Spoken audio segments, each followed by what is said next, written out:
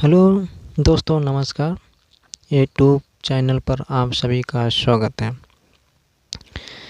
जुलाई 2024 में भारत के मुख्य क्षेत्र के उत्पादन में 6.1% की वृद्धि दर्ज की गई है।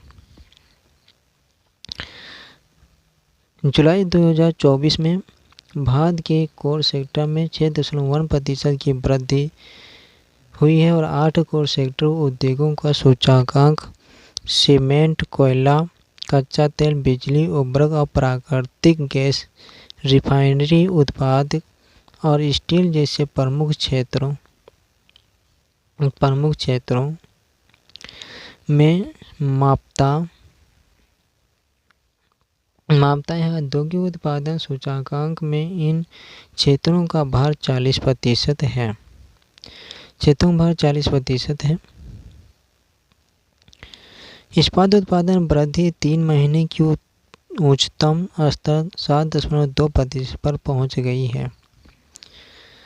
सीमेंट उत्पादन 4 महीने की उच्चतम स्तर 5.5% पर पहुंच गया है, जो निर्माण गतिविधि में वृद्धि को दर्शाता है।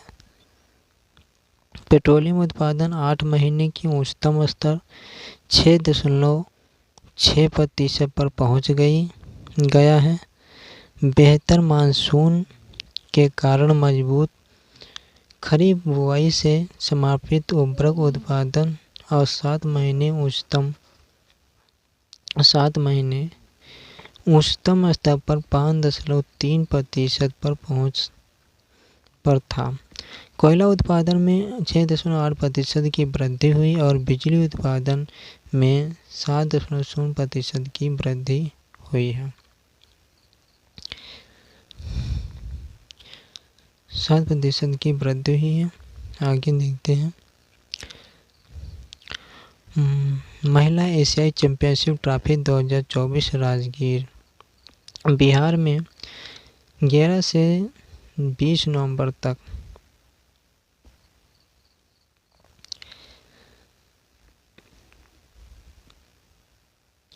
हॉकी इंडिया ने घोषणा की कि महिला एशियाई चैंपियनशिप ट्रॉफी 2024 11 से 20 नवंबर 2024 तक राजगीर, बिहार में आयोजित की जाएगी। यह हॉकी इंडिया और बिहार सरकार का संयुक्त प्रयास है और यह राज्य में पहला अंतर्राष्ट्रीय हॉकी टूर्नामेंट होगा। एशियाई हॉकी महासंघ के अध्यक्ष दातो मुखिया ओग्रा ने आयोजन की पुष्टि की, जबकि हॉकी इंडिया के अध्यक्ष डॉक्टर दिलीप सिंह टिर्की ने इसे ऐतिहासिक क्षण बताया। चीन, जापान, कोरिया, मलेशिया और थाईलैंड के साथ गत चैंपियनशिप भारत के भाग लेने की उम्मीद है। पिछले साल यह टूर्नामेंट रांची में आयोजित किया गया था, जहां भारत ने खिताब की आधारशिला रखी है। प्रधानमंत्री नरेंद्र मोदी ने 30 अगस्त 2024 को महाराष्ट्र के पालघर जिले में बांधवगढ़ बंदरगाह की आधारशिला रखी। उन्होंने बंदरगाह जलमार्गों के आधुनिकीकरण और निजी निवेशों में वृद्धि के साथ पिछले दशक में भारत के तट पर तेजी से विकास पर प्रकाश डाला। बांधवगढ़ बंदरगाह से क्षेत्र की अर्थव्यवस्था में बदलाव और भारत के विकास में सहायता मिलने की उम्मीद है।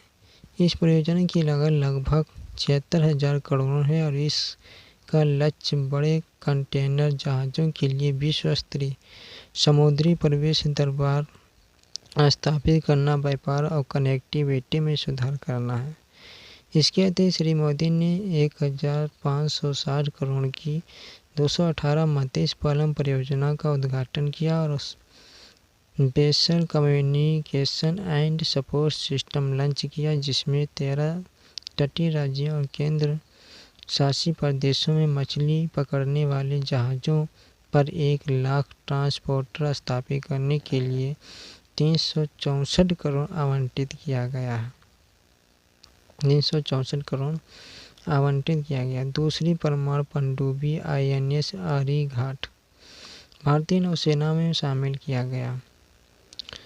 दूसरी अरिहंत श्रेणी की पनडुब्बी INS आर्यघाट को 29 अगस्त 2024 को रक्षा मंत्री राजनाथ सिंह की उपस्थिति में विशाखापट्टनम में भारतीय नौसेना में शामिल किया गया था।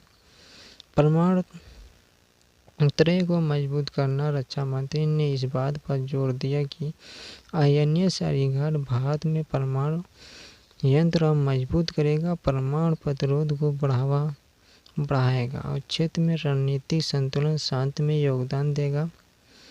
तकनीकी प्रगति INS आर्यघाट में उन्नत डिजाइन, निर्माण प्रौद्योगिकी और जटिल इंजीनियरिंग शामिल है, जो इसे अपने पूर्ववर्ती INS अरिहंत से अधिक उन्नत बनाती है। उन्नत प्रतिरोधक क्षमता INS अरिहंत और INS आर्यघाट दोनों की मौजूदगी विरोधियों को रोकने और राष्ट्रीय हितों की रक्षा करने की भारत की क्षमता को मजबूत करती है।